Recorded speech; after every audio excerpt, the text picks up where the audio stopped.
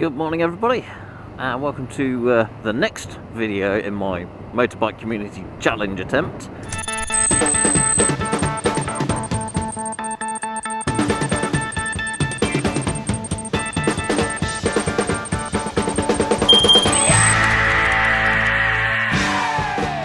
Second letter today, this is the letter H, and in this one they want us to have a laugh or tell you a funny story or something like that. So,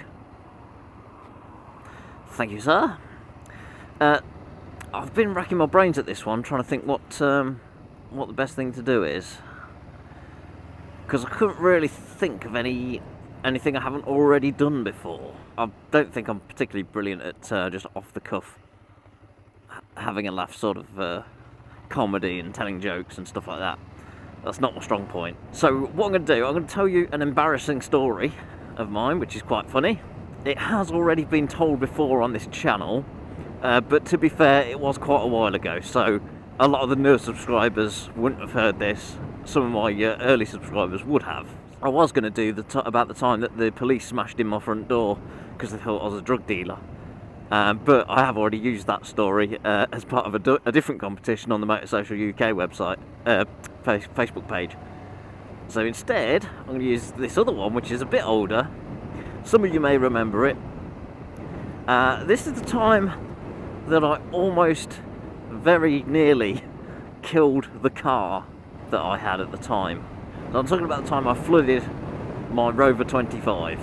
Now this was an early spring evening, I think it was March time. It may have even been May. Whenever it was still a pretty cold time of year.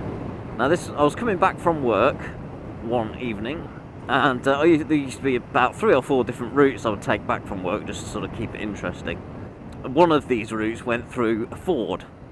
Now if you don't know what a ford is, I'll briefly explain. That is where you've got a stream or a little bit of a river. River's probably a bit extreme. Pardon the pun. It's a stream of water that crosses the road without any kind of bridge or anything like that. So yeah, as long as it's not too deep, you just drive through it. And it's quite a popular place in the summer. People go there, you know, as kids we used to go there now and again just to have a sort of paddle in the water and watch the cars splash through it and things like that. But anyway, yeah, I decided to go back that way. I thought, I've never really driven through it before, so I'm going to give it a go. There's a correct way of driving through water, I didn't quite do that correctly. But also what didn't help would be the fact that the water was actually 2.5 foot deep at the time. They have a gauge by the side of it that tells you how deep it is, and I must have just not really paid much attention to that. Because I go and drive through it. Oh, and also what I didn't realise as well is that there's a deep end and a shallow end.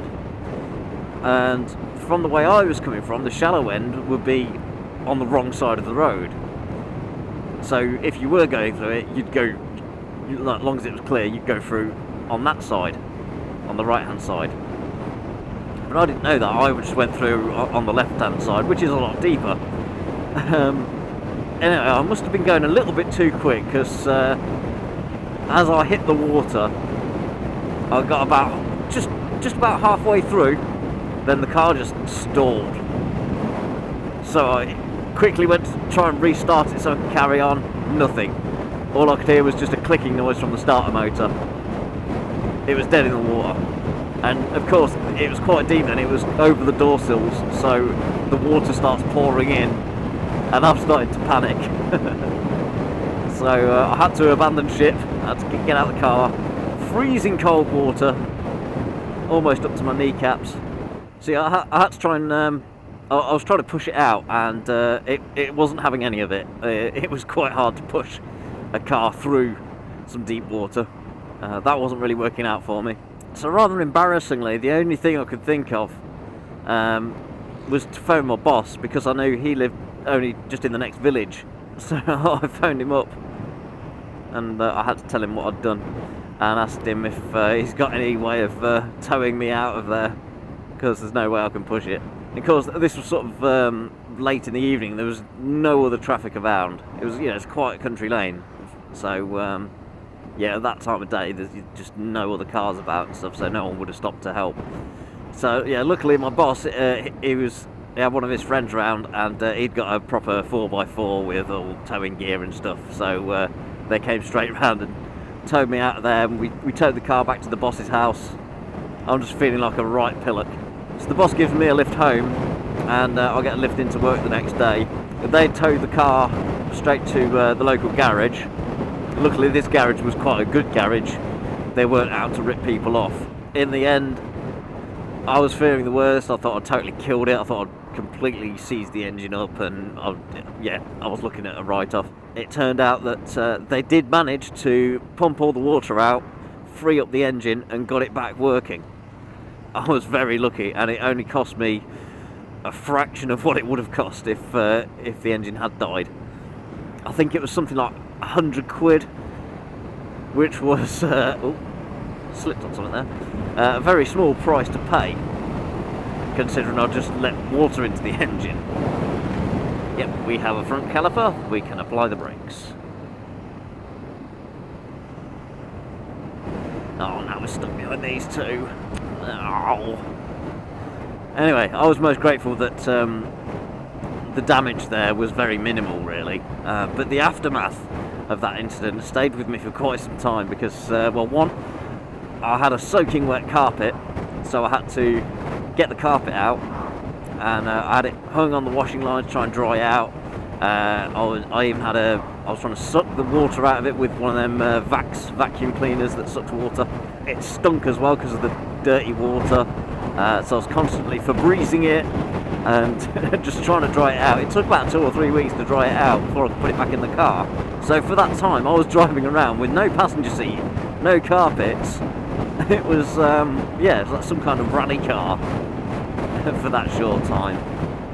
But also the problems I have with the car since then, since the water damage, nothing major, just little electrical faults, constantly replacing like headlight bulbs, indicators and stuff that were just blown quite frequently. I had a couple of times where the starter motor would fail because the connections on it had corroded and things like that. So yeah, I learnt my lesson the very hard way. Don't drive it through deep water, you idiot, you know. My argument was, well, the Rover badge at the time is a Viking ship, so I was like, it should cope with water, no problem. So that's my embarrassing story there. I hope you've enjoyed that and had a laugh at it. It is funny now looking back. At the time it was just not funny at all. I soon got over it, and it was good as well because eventually I got fed up with all the problems with the Rover, and then I started looking at Volvo 480s, and it wasn't too long before I managed to find one and bought a 480, and it was the best car I've ever had. So yeah, there we go. And later on that year, once the weather was a lot nicer and drier and the water levels had dropped a bit, I did go back and I did successfully drive through it, no problems. But that's because the water was probably about 6 inches deep, not 2.5 feet. Oh, now we're still behind a tractor as well. Two tractors. Two tractors, a handful of cars, and 2 of these big lorries. Let's get away from these tractors and lorries. Actually, that's one. Did you hear the joke about the magic tractor that turned into a field? Rubbish, I know, but that's my kind of humour. Thank you all for watching, everybody. Ride safe, and remember, think bike, think biker.